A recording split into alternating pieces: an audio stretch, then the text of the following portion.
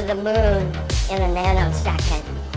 The problem is we don't have the technology to do that anymore. We used to, but we destroyed that technology, and it's a painful process to build it back again. One of the problems, not specifically on this issue, just in general, let's put it this way: money trumps peace sometimes. In other words, commercial interests are very powerful interests. The sharing of biased and false news has become all too common on social media.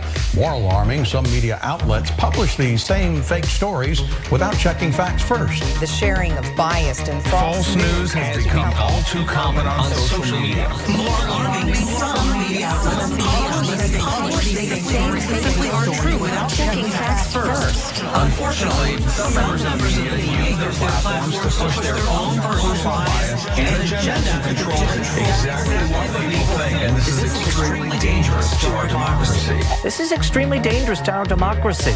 This is extremely dangerous to our democracy. This is extremely dangerous to our democracy. This is extremely dangerous to our democracy. This is extremely dangerous to our democracy. This is extremely dangerous to our democracy.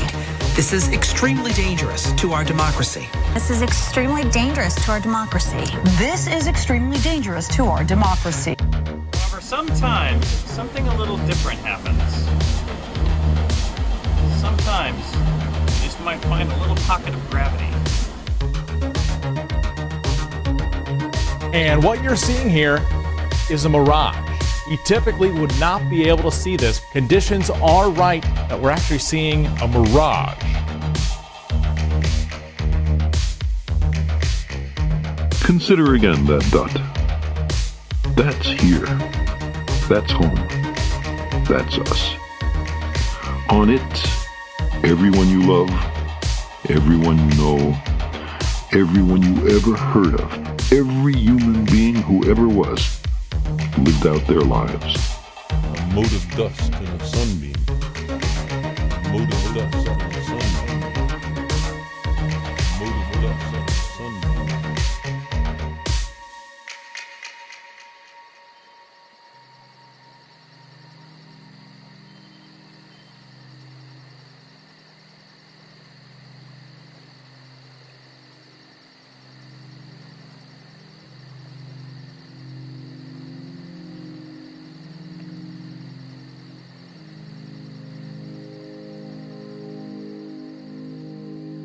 I read a book once, and it told me that Earth was just dry land.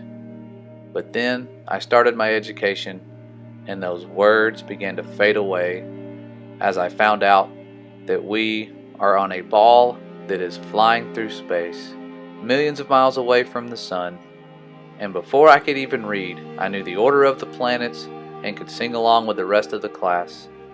And never did any of us dare question the geniuses that were before us who figured it all out, no matter how far off they were with their estimates, whether or not they thought the Earth was stationary.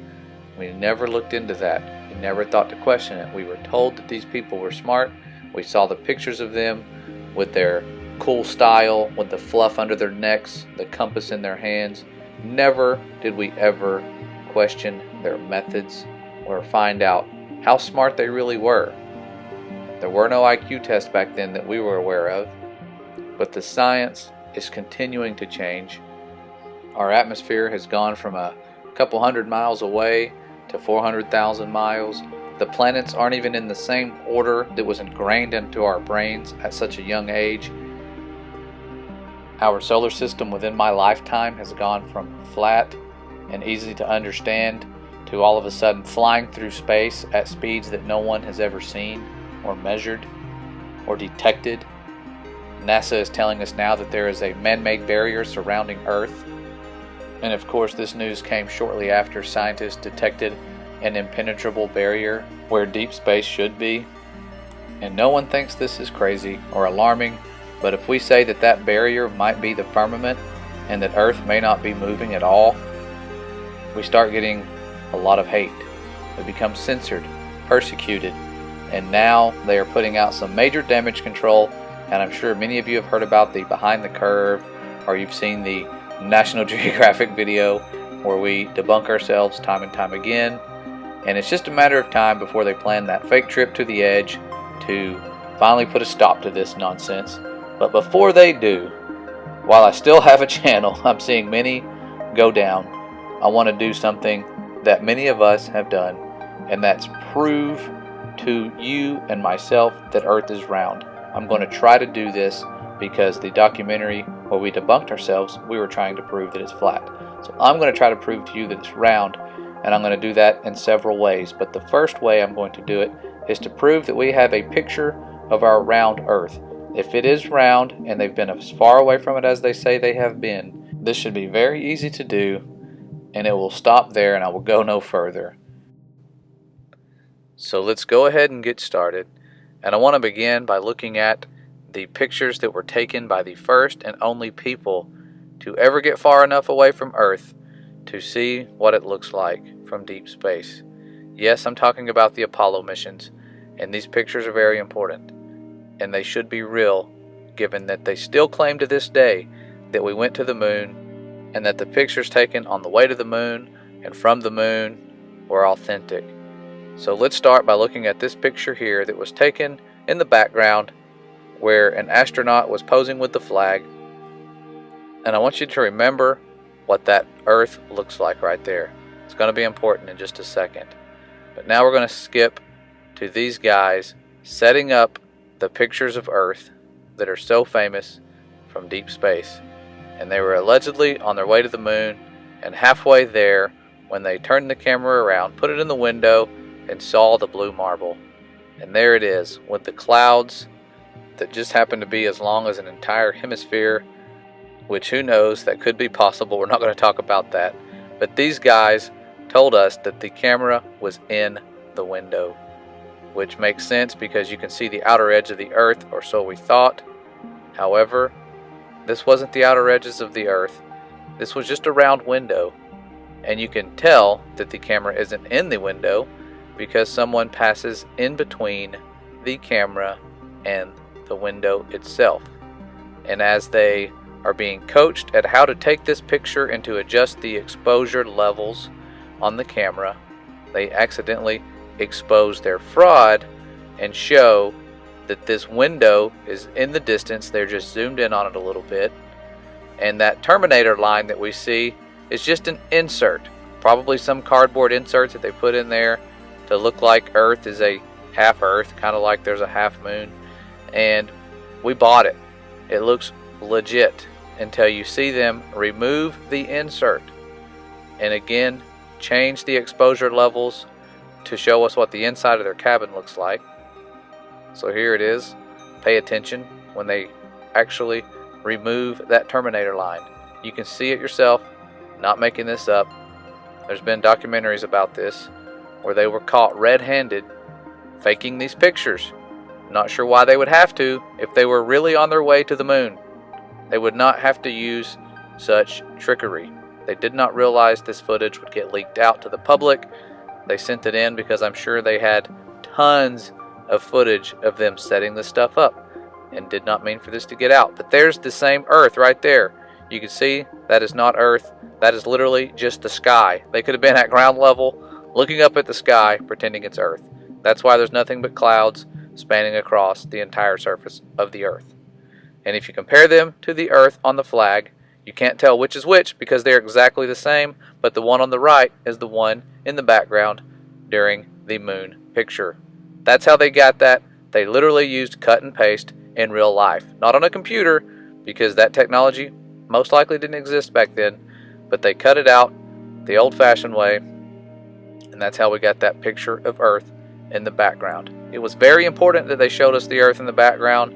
You don't recall seeing the sun in the background on the moon because that was not important. We already knew what the sun looked like, and we assumed it was millions of miles away. It was not a space race. That's what they were trying to do. And so that is a very good example of why we have some trust issues with these pictures. And as Jaron said at the end of that documentary, that's interesting. And that's how I felt about that. And so that's just one of many pictures.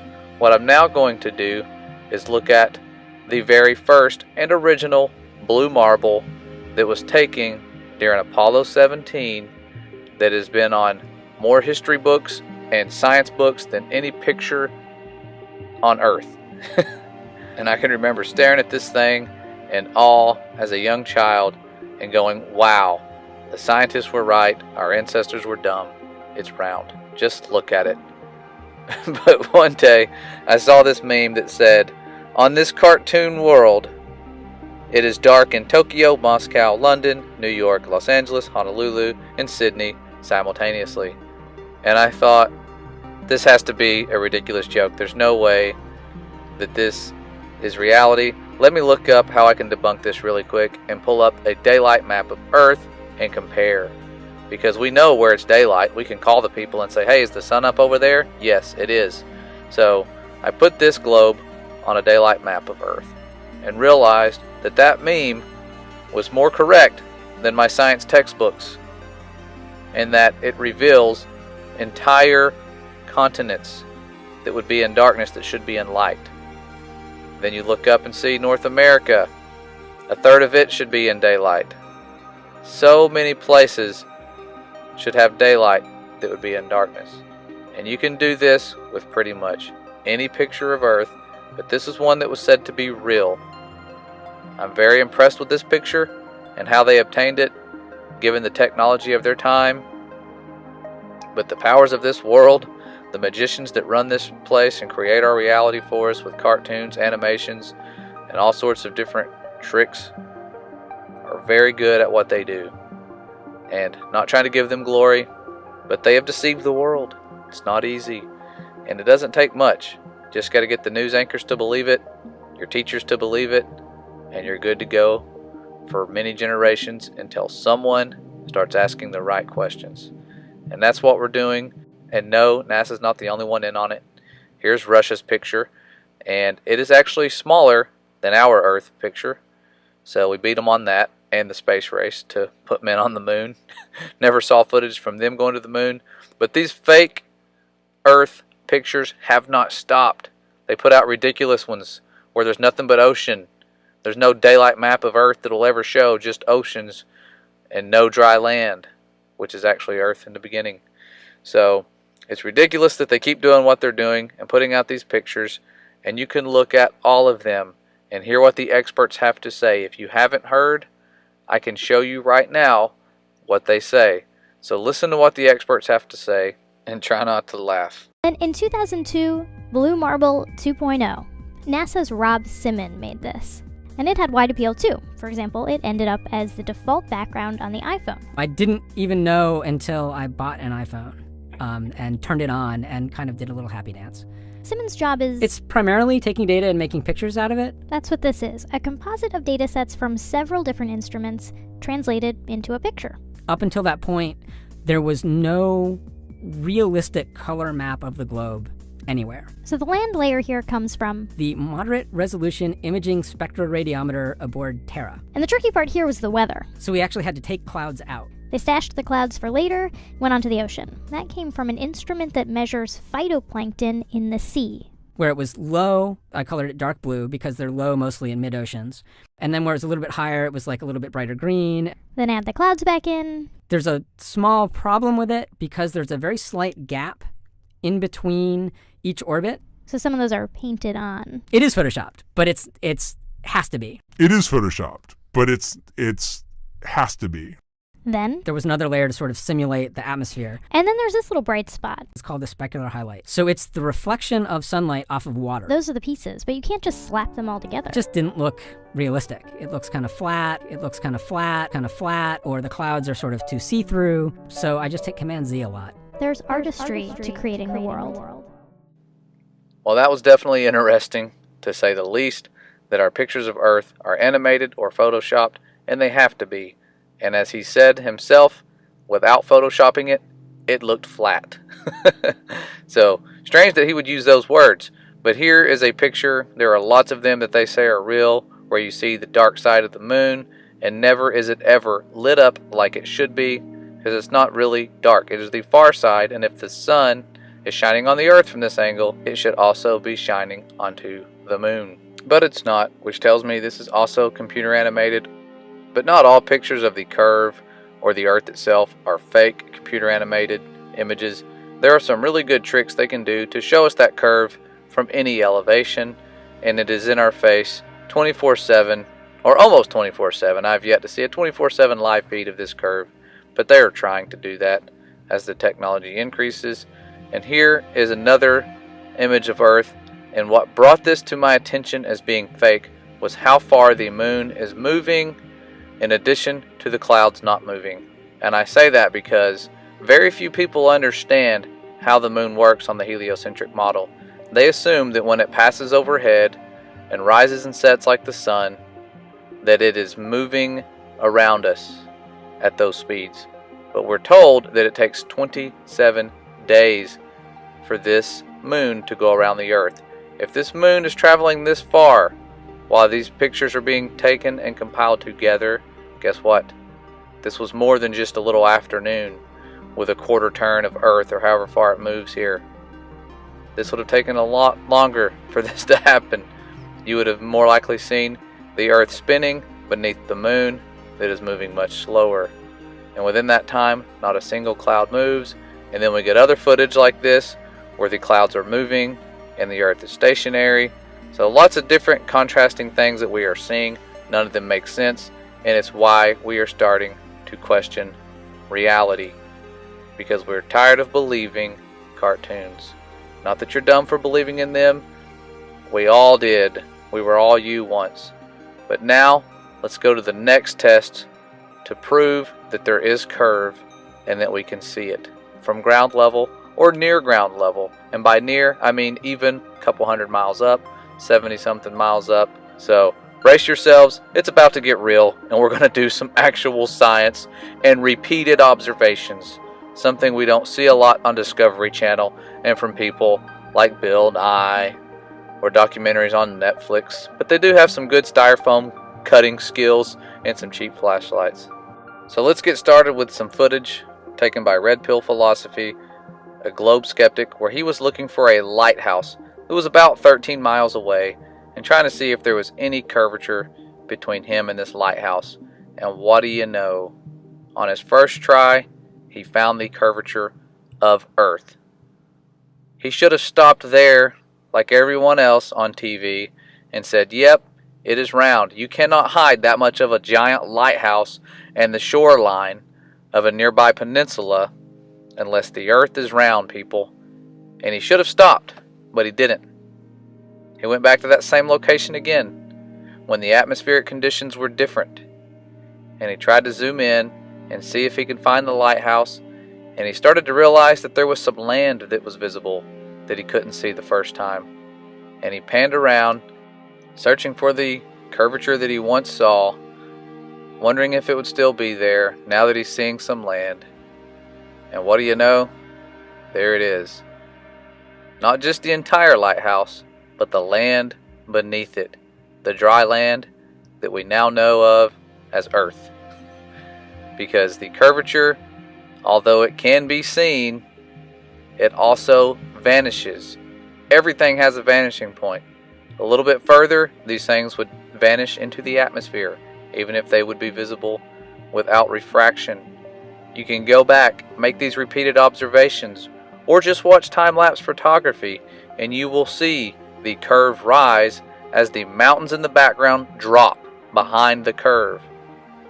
It's easy to see, and never will you ever see something come up like a scorpion tail and show you things that are hidden behind any curvature. That technology, as far as I know, does not exist to see around curves. But there are lots of experiments you can do. Some geniuses out there have done them, recorded them, studied them, and made more observations than people who are studying for their doctorate degree. And they are defending what they believe in with real, solid evidence. Do we sometimes see the curve? Yes. Is there a reason? Of course. And you have people like Joshua Nowicki showing us things that we would have thought were a mirage, just like the meteorologist tells us it was. But then we see further, beyond miles of missing curve with world record photos, and you have other people who are learning how to make modifications to their camera technology and their telescopes and zooming into things that we should never be able to see, like mountains that are over 200 miles away. That is many miles of curve, guys, that's missing. And you have to ask yourself, how much curve could be missing before I start to think that it might not be there, before I start to investigate into why it's missing using the globe Earth math. Is Earth way larger than they're telling us? Or is it just not round? Those are the only two options. But the evidence that you don't see and will never see on TV is mind-blowing evidence that shows you things that should not only be hidden by a few miles of curve, but should be hidden by over 100 miles of curve. At 30,000 feet, when you get above the atmosphere, you can see a lot further. And this guy here, Jay Tolan Media One, at his channel, this guy deserves some recognition.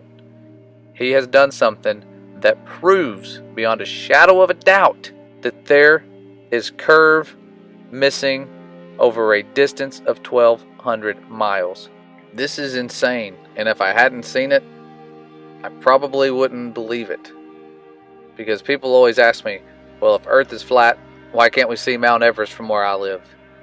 And those are good questions, but they're Bill Nye types of questions, because we get those types of questions from people like him, who don't realize that you can't see an unlimited distance through atmosphere, or through pretty much any medium. Even water has its limitations. Crystal clear water, when you get to certain depths, it filters out enough light to where it's pitch black.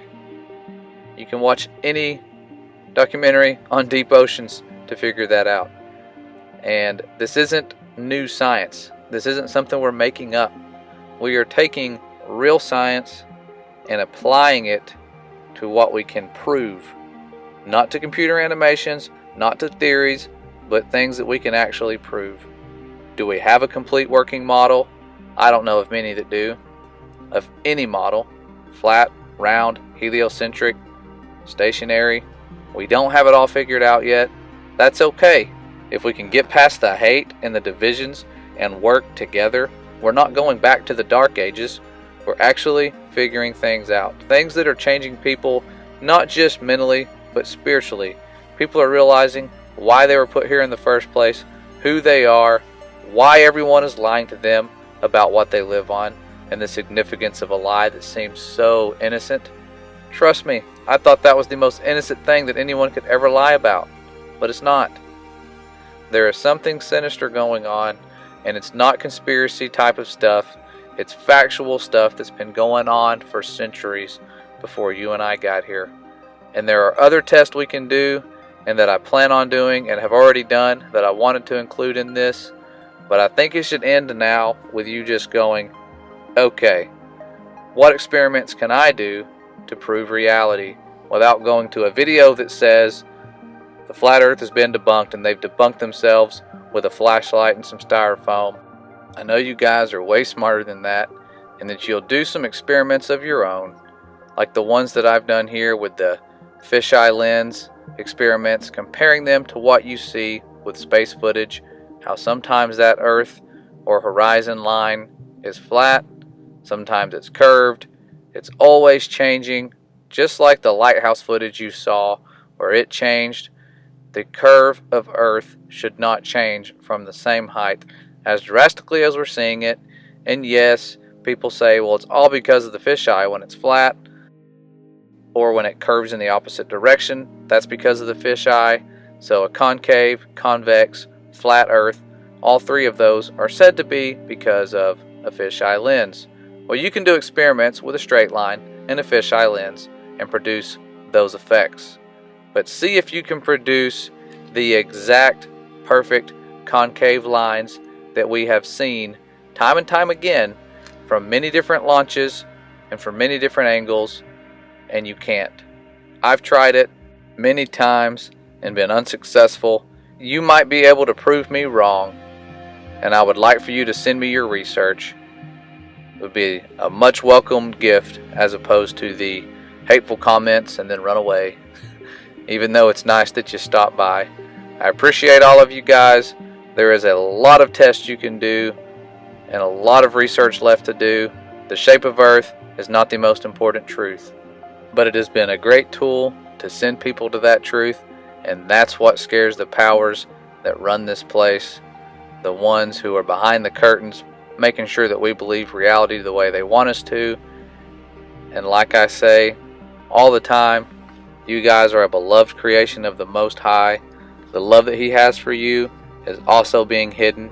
He's not who you think. You're not who you think. It's time to share that love while we still can. Time is running out, and we need to wake up as many people as we can to the truth, not just about creation, but about the Creator. He loves you. We love you, but only because He has shown us who you are and how beloved you really are. And that's why you're persecuted, especially when you find truth. So be safe, take care, and God bless.